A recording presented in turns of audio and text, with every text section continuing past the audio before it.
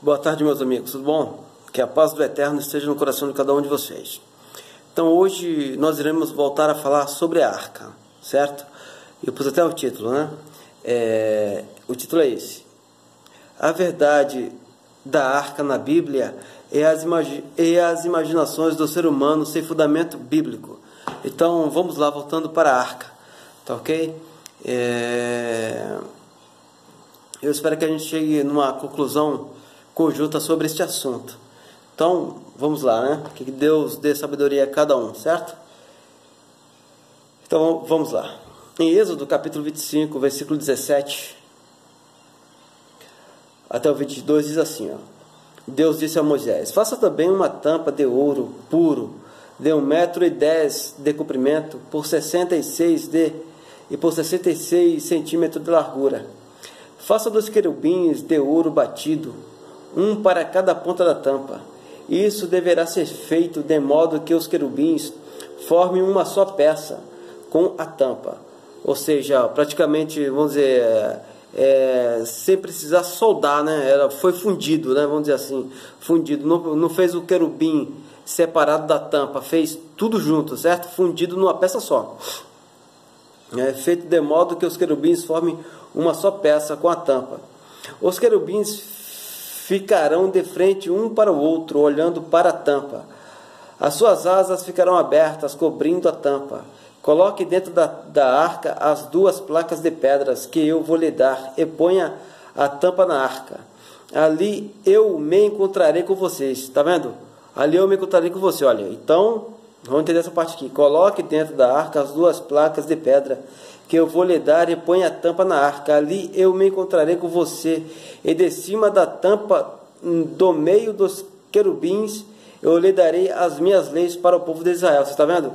A presença de Deus estava sobre a arca, certo? Entre os 2 querubins. Ali a presença de Deus se manifestava, tá ok?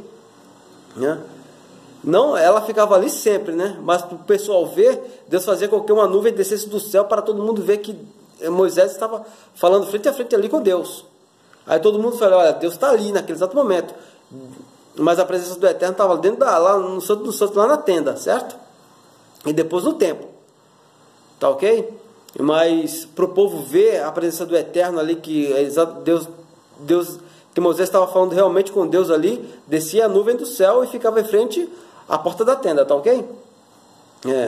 Eu me encontrarei com você, e de cima da tampa, do meio dos 2 querubins, eu lhe darei as minhas leis para o povo de Israel, certo? Ou seja, as ordens, né? Êxodo capítulo 33, a partir do versículo 7 ao 11, está assim: a tenda da presença de Deus, ou a tenda da arca da aliança. Tá ok? Porque era a tenda, mas era a arca da aliança que estava ali, ou seja, a presença de Deus estava ali na arca. Tá ok? Era a morada de Deus ali, certo? Sempre que o povo de Israel acampava, Moisés costumava armar a tenda sagrada a certa distância fora do acampamento. Ela era chamada de tenda da presença de Deus, o Deus vivo. E quem quisesse consultar o Criador ia até lá. Isso era quando algum israelita tinha alguma divergência contra alguém do seu povo. Levavam o caso até Moisés, e Moisés consultava a Deus. Ou seja, você vê, levavam o caso a Moisés, não é que eles iam direto lá na tenda. Eles entregavam o caso a Moisés, e Moisés ia consultar a Deus. E Moisés consultava a Deus, e Deus dava a resposta a Moisés de quem estava certo ou errado. Na verdade era um tribunal ali, né, para o povo de Israel, certo? Quando Moisés saía para ir à tenda, o povo ficava na porta das suas barracas, olhando Moisés até que ele entrasse. Depois que ele entrava, uma coluna de nuvem, tá vendo aí? O pessoal vê que Deus estava ali falando com Moisés. Uma coluna de nuvem descia e parava na porta da tenda, e da nuvem Deus falava com Moisés. Logo que o povo via a coluna de nuvem na porta da tenda, todos se ajoelhavam. O Deus vivo falava com Moisés face a face, como alguém que conversa com um amigo. Depois Moisés voltava para o acampamento, trazendo a resposta do Deus vivo para o povo de Israel. Você está vendo aí? Ok?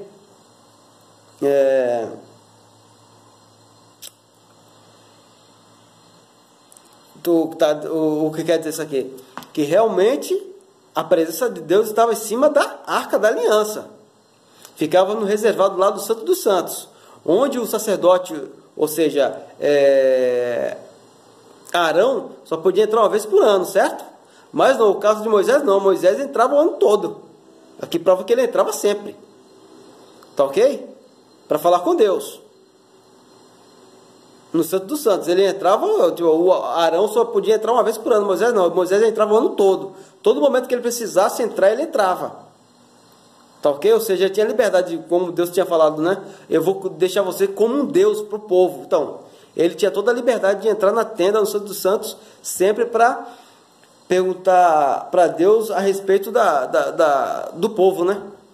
Certo? Deus ia falar com ele também, mandava ele ir para falar também a respeito do povo para Moisés, o que tinha que ser feito e o que não tinha que ser feito, o que tinha que ser feito ou não, né? Agora diz aqui em Ezequiel capítulo 8, versículo 4, diz assim, Ezequiel diz que, numa visão, um anjo o carregou pelo cabelo e o levou até Jerusalém, né? No templo, e lá ele tornou a ver a glória de Deus como ele tinha visto pela primeira vez perto do rio Quebar, na Babilônia, ou seja, ele tinha visto a Arca da Aliança, e por cima da arca ele viu a presença gloriosa de Deus. É como está falando aqui na tampa, né? Como Deus disse a Moisés, ali eu me encontrarei com vocês, e de cima da tampa, do meio dos dois querubins, eu lhe darei as minhas leis para o povo de Israel. Tá ok? Olha só, Ezequiel viu o mesmo jeito, tá ok? Ezequiel não podia entrar lá porque o povo já estava desobediente, né? Esses sacerdotes que ficavam ali no templo não queria que os sacerdotes certos ficassem ali atrapalhando, tipo assim, não, Deus não quer isso aqui não. Aí Deus falou, se entrega que o restante aqui eu vou mandar matar todos. Esses desobedientes aí que estão fazendo contra mim, querendo me afastar do meu lugar santo, então deixa comigo, né? Tá? Aí no versículo 6, Deus disse assim, ó, homem mortal, falou para Ezequiel, você vê o que está acontecendo? Olhe para as coisas nojentas que o povo de Israel está fazendo aqui para me afastar cada vez mais do meu lugar santo, tá vendo? Ou seja, do templo, né? Você verá coisas ainda mais vergonhosas do que essas. Tá ok, meus amados amigos, né? No capítulo 11, versículo 22, diz assim, ó, a glória de Deus se afasta de Jerusalém. Ezequiel diz que os animais com asas começaram a voar, e as rodas foram com eles. A glória de Deus de Israel e a Arca da Aliança estava por cima deles, ou seja, por cima dos animais com asas, certo? A Arca da Aliança e a presença de Deus. Aí a glória de Deus se afastou da cidade e foi parar sobre o Monte das Oliveiras, certo? E no capítulo 9, versículo 4, Ezequiel diz assim, ó, o anjo falou com um homem que estava vestido de roupa de linho, ele disse, vá por toda a cidade, desde Jerusalém, e faça um sinal na testa de todas as pessoas que sofrem e se aborrecem por causa de todas as coisas vergonhosas que os sacerdotes e os líderes do povo estão fazendo na cidade, ou seja, desobedecendo a Deus, né? Deus mandou essas pessoas se entregar ao rei da Babilônia, ao qual os levou cativos para o seu país, para a Babilônia, né? E a arca não estava mais na cidade, nem dentro do templo, ou seja, a arca já tinha saído, certo? De Jerusalém, né? Não, ou seja, já não tinha mais a proteção divina, né? Aí depois disso aí, quando a arca saiu, certo? E esse povo aí que Deus tinha marcado na testa e mandou se entregar ao rei da Babilônia, Deus deu ordem aos soldados para atacar a cidade, começando pelo templo, pelos sacerdotes e líderes da cidade. Deus disse, não deixe escapar ninguém, matem os velhos, os moços, as moças, as mães e as crianças. Olha a desobediência que estava tendo essas pessoas que ficaram lá em Jerusalém. Entendeu? Olha só, os outros que faziam a mesma vontade de Deus, Deus falou, se entrega para o rei da Babilônia, que ele vai cuidar, vai levar você para o país dele lá, mas vai cuidar de vocês, tá ok? Agora esses aí não vai ficar um. Olha, até as crianças, não sobrou nem as crianças, tá vendo? Aí fala aqui, né? Então isso comprova com o mesmo poder que Deus tirou o povo de Israel da escravidão do Egito, onde todas as nações viam o poder de Deus indo indo na frente do seu povo. Com o mesmo poder, ele tirou a Arca da Aliança no templo de Jerusalém e levou para o seu templo no céu. Como está escrito no livro de Apocalipse, capítulo 11, versículo 19, que diz: então o templo de Deus no céu foi aberto e a Arca da Aliança foi vista no templo. Houve relâmpagos, vozes, um terremoto e grande quantidade de granizo, né? Aí uma verdade aqui, que as pessoas falam aí que nas teorias das pessoas aí, né, dos intelectuais, dos inteligentes, dos estudiosos, né, eles não dão a certeza, mas falam que a Arca da Aliança foi levada pelo um dos filhos de Salomão, que Salomão teve com a rainha de Sabá, né? Só que você vê uma coisa, né? Que aí você já pega o erro, a inveracidade, né?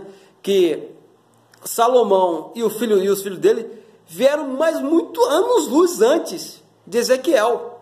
Ou seja, mais ou menos, eu acho que, mais ou menos, eu não estou muito por dentro não, mas eu acho que isso aí foi mais de 400 anos. Ezequiel veio mais de 400 depois de Salomão e dos filhos dele. Ou seja, não tem como o filho de Salomão ter levado a Arca da Aliança para a terra da mãe dele, né? Tá ok? Para a terra da mãe dele, certo? Para, não sei